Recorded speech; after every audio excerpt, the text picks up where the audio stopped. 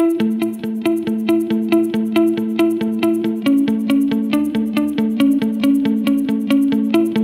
name is Govindarajan Narayanan. I'm an interventional radiologist at the Miami Cardiac Vascular Institute and also the Chief of Interventional Oncology for the Miami Cancer Institute. I would first like to thank CIRSE for having us as a part of the CIRSE Takeover campaign.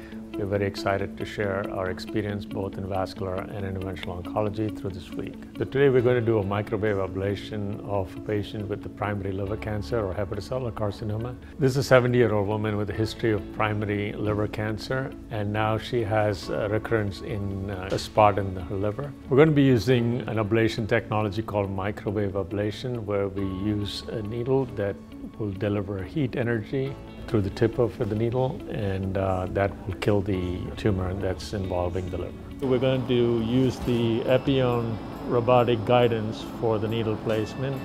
We're now going to get the robotic arm aligned with our trajectory. We're now going to use a coaxial needle. It's called a Murphy needle for us to create a skin incision. Traditionally, these ablations are done freehand with CAT scan guidance, where the operator would make adjustments to the probe from the skin to the target. Recently, a couple of months ago, at MCVI, we started the first robotic assistance program in the country using the Epione robot. And with this device, we're now able to plan the trajectory from the skin to the target, and we're able to advance the needle with just one push rather than having to do multiple adjustments and check scans. So we're done with our treatment, and I just want to show the size of the incision. As you can see, it's about a couple of millimeters, and that's the size of the incision that we make to treat the patient, and now we're just going to use the Band-Aid.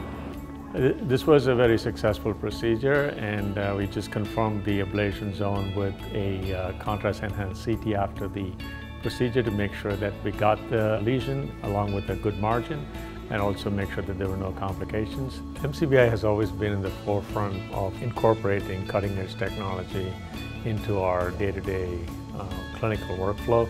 I think talking to patients and their families after a successful outcome or a successful procedure is one of the most gratifying parts of my job.